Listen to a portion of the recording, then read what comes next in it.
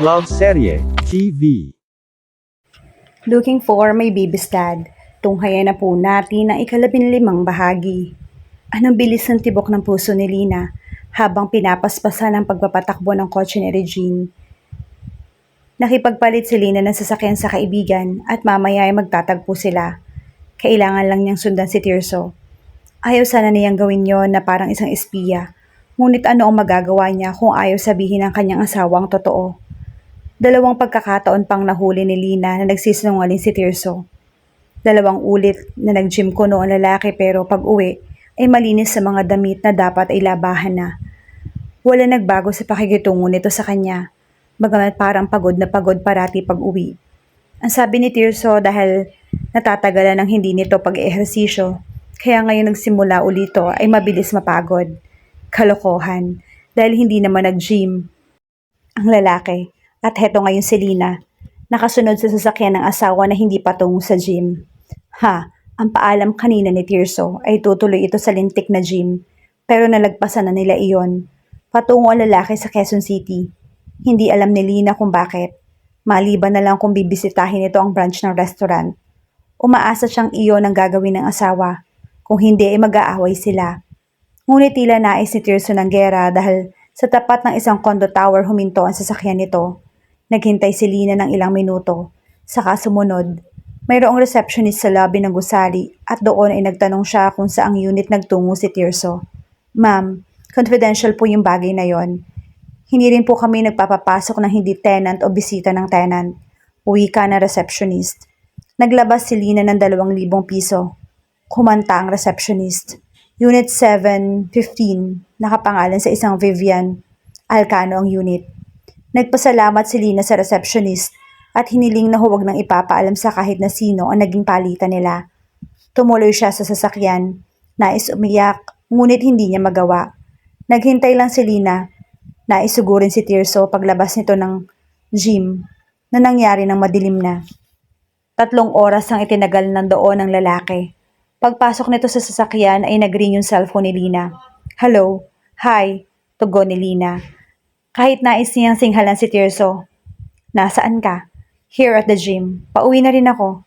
Sagot ng lalaki. Ganun ba? Mamaya pa ako uuwi. Nandun naman si Carlito kina ate. Nabanggit ko sa yung magkikita kami ni Regine, hindi ba? Yeah, gusto ko lang i-check kung okay ka lang. Okay naman, ikaw? I'm great. A little tired but I'm okay. I'll see you later, wife. Naputol na ang linya. Umandar na rin ang sasakyan ni Tirso. Hindi na sumunod pa si Lina. Batid niyang pauwi na ang kanyang asawa. Tumuloy siya sa condo unit ni Regine. Nakipagpalit ng sasakyan sa kaibigan.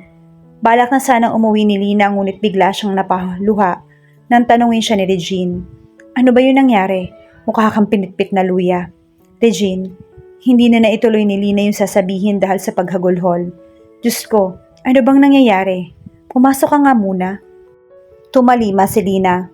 Paunti-unti sa pagitan ng paghikbi na ilahad niya kay Regine ang problema. Sa huli sinabi niya, nang bababae ba siya? Sa palagay mo sila na uli? Diyos ko, sambit ni Regine.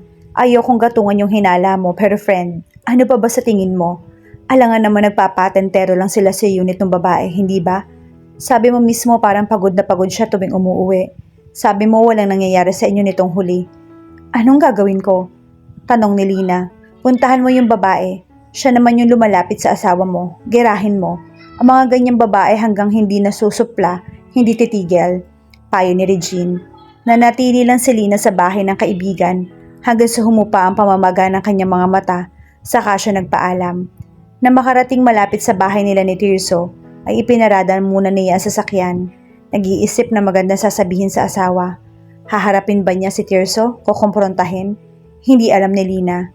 Natatakot siya na hindi niya maliwanag. Paano kung sabihin ni Tirso na hindi nito malimot si Vivian? Paano kung aminin nitong may affair ito at ang babae? Bahagyang napaiktad si Lina na mag-ring ang kanyang cellphone. Si Tirso ang tumatawag. Sinagot niya iyon. Hello? Nasaan ka na? Anong oras ka makakauwi? I miss you. Wika ng lalaki. I miss you too. Malapit na ako sa bahay. Sabi na lang ni Lina. Great. Maghahain na ako. Hindi pa ako naghahapunan. Hinihintay kita. Para sa ng lahat ng to? Nagigilty ka dahil kakakasal pa lang natin ng bababae ka na. Ang mahirap sa lahat, nauunawaan ni Lina ay ang una siyang naging akin. Ang drama ni Vivian, pero siya ang asawa ni Tirso kaya dapat manahimik si Vivian. Kung gerahin nga kaya niya ang babae, ngunit parang walang enerhiya si Lina para sa ganoon. Parang masyado niyang ibinababa ang kanyang sarili kung ganoon ang kanyang gagawin. Parang itinapon niya ang kanyang pride. Kahit ano pang sabihin ni Lina, simple lang ang katotohanan. Inagaw niya si Tirso mula kay Vivian at ngayong mukhang nagkakabalikan ang dalawa ay aawayin ng mga aagaw ang inagawan. Oo, at siya ang legal wife. Pero parang si Vivian ang legal heart's desire. At masakit, ang sakit-sakit. No, hindi gigirahin ni Lina si Vivian at sa ngayon, wala pa siyang maisip na gagawin. Hindi siya gagawa ng hakbang hanggang hindi siya sigurado kung ano ang mangyayari sa kanila. Nakasalalay si Carlito sa lahat ng yon. Umuwi na si Lina tulad ng sinabi ni Tirso ay nakahanda ng kanilang hapunan. Bigla gusto niyang yakapin ang asawa, sabay sampal, ngunit tahimik siyang naghapunan. Matamlay ka yata, puna ni Tirso.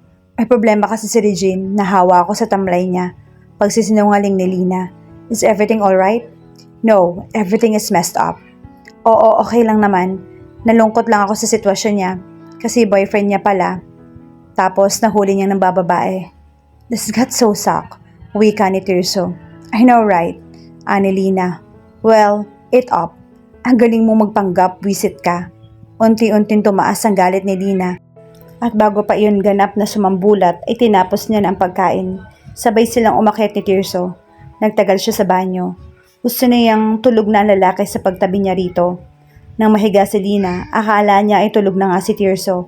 Ngunit mayroong mainit na brasong yumakap sa kanya na sinundan ng halik sa balikat. I'm sorry, I've been very tired the past few days. Let me make up tonight, wife. Sambit ni Tirso sa tenga ni Lina. Bigla nais ni Lina na itulak palayo ang lalaki. Ang kapal na mukha mo. Pagkatapos itong magbabad ng 3 oras sa pugad ni Vivian, heto at nais na siya naman ang landiin. She knew the man was capable of marathon in bed. O baka mas parang triathlon ang tawag sa ginagawa nito ngayon. Pwes mag-isa ito. Pagod ako, Tirso. Pasensya na. Ani Lina. Magkadikit halos sa mga ngipin. Salamat at nakatalikod siya sa asawa. Hindi nito nakita ang panggigigil niya. Oh, okay then. I'm sorry. Sana okay lang si Regine. Tumangulang si Lina at pinikit na ang mga mata. Hindi niya namalayan kung anong oras siya dinalaw ng antok. Na magising siya ay maliwanag na sa paligid at pagbaba niya ay nakahain na. Good morning, sabi ni Tirso. Nakangiti ang lalaki, ngunit kilala ni Lina ang asawa at batid niyang hindi ganoon ka-good ang morning para kay Tirso. Agad niyang naitanong sa sarili kung bakit. Ano nangyari habang natutulog siya? Good morning, kain na, ani Lina. Dumulog sa mesa si Tirso. Next Saturday, merong activity sa teritoryo sina Carlito kasama sina Sander. Naalala mo ba yung schedule nila? Oo, so Friday night yung biyahe natin? Tanong ni Lina. That's the thing. I'll be in Hong Kong on Thursday. May business meeting ako. Umabot na sa Hong Kong ang tapsilugan mo? Bira ni Lina. Hindi siya nakatiis. Ngayon man ay ngumiti siya upang madisimula ang anghang ng kanyang sinabi. Tumawa si Tirso, tawang halatang kabado. Actually no, it's for the networking business. Sunday pa ako makakauwi. Isama mo na lang si Yaya sa pagpunta ron. Sabay-sabay na kayong bumalik na Manila ni na ate. Tumango si Lina. Kahit animoy tinatarakan ng kanyang puso. Isa itong malaking kasinungalingan. Natural. Ni hindi nag-alok si Tirso kung nais niya sumama sa Hong Kong. Kung doon nga lang ang punta nito. Malalaman ni Lina sa pagbabalik ng lalaki. Sa tatak sa pasaporte. Gayunman ay naisip niyang bakit maghihintay pa siya. Madali niyang malalaman kung saan patungo si Tirso. Parating nakatala sa cellphone ang booking reference number nito. Kapag din sa Asia ang destination, ay 2 lang ang airline na sinasakyan ng lalaki. Habang naliligo si Tirso, ay pinakialaman ni Lina yung cellphone ng asawa. Tinandaan na nakasulat sa notes ng code na hula niya ay ang reference number ng flight. I will go to the gym, Lina. Is that okay? Paalam ni Tirso paglabas ng banyo. Of course, pumapayat ka na nga eh. Effective, ani Lina. I still have a long way to go. Talaga? Dahil yung lintik na bilbil mo hindi nababawasan, paano hindi ka naman nag-gym? At ngayon, Pupunta ka na naman sa kabilang pugad mo. Sige, humayo ka. Hinagka ni Lina ng asawa at muntik na siyang mapaiwas. Sa pag-alis ni Tirso ay agad siya nag-internet. Tama ang kanyang hinala. Booking code ang nasa cellphone ng Hudyo. At sa booking nito ay para sa sarili at para kay Vivian. Sa Webes, hindi sa Hong Kong kundi sa Singapore. Sa loob ng isang saglit, ang tanging nais gawin ni Lina ay ang ibato ang laptop sa pader. Tapak-tapakan iyon hanggang sa madurog. Nang ibabaw ang kanyang galit na nais niyang manugod, ngunit bigla, bumalik sa kanyang alaala mga pangyayaring humantong sa ganito. Nalunod si Tirso. Nagmula sa lahat ng panig ng tubig at ginawa ang naisip nitong pinakatamang gawin lalo at binigyan ni Lina ng pagpipilian ng lalaki. Ano nga bang maaaring pagpilian kung sangkot si Carlito? Kapag anak ang sangkot, madali lang ang sagot. At dahil doon, nangyari ito. Marahil sa pagkakataong iyon ay dapat hayaan na ni Lina na makahinga si Tirso. Makapag-isip kung ano talagang gusto nitong mangyari. Ngunit sa kabilang banda, parang hirap tanggapin na magkaroon ng iba si Tirso habang kasal sila at maayos ang pagsasama. Naguguluhan si Lina sa kanyang nadarama at marahil kailangan din niyang mag-isip.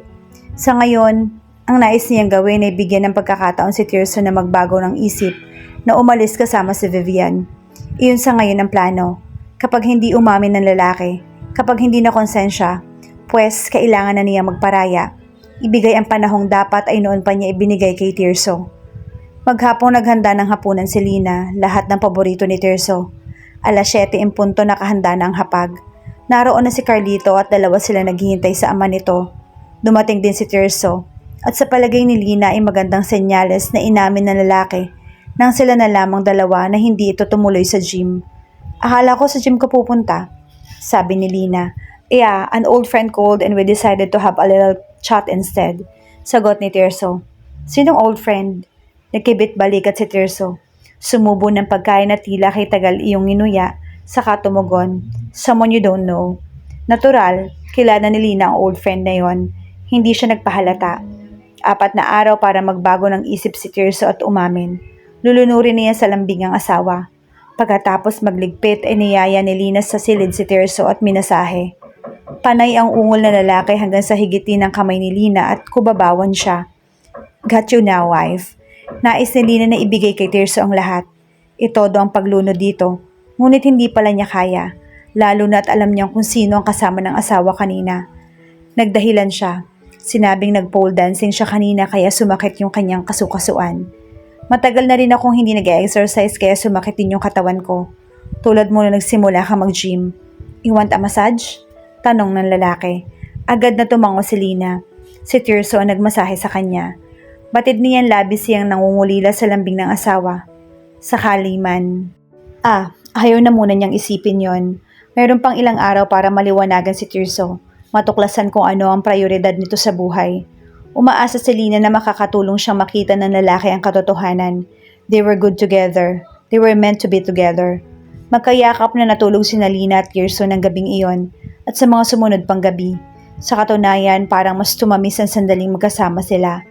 Walang nadama si Lina na kahit na anong pagtabang ng damdamin ni Tirso. Wala ni anong indikasyon na may iba itong babae. Walang tao makakaakto ng ganoong kahusay.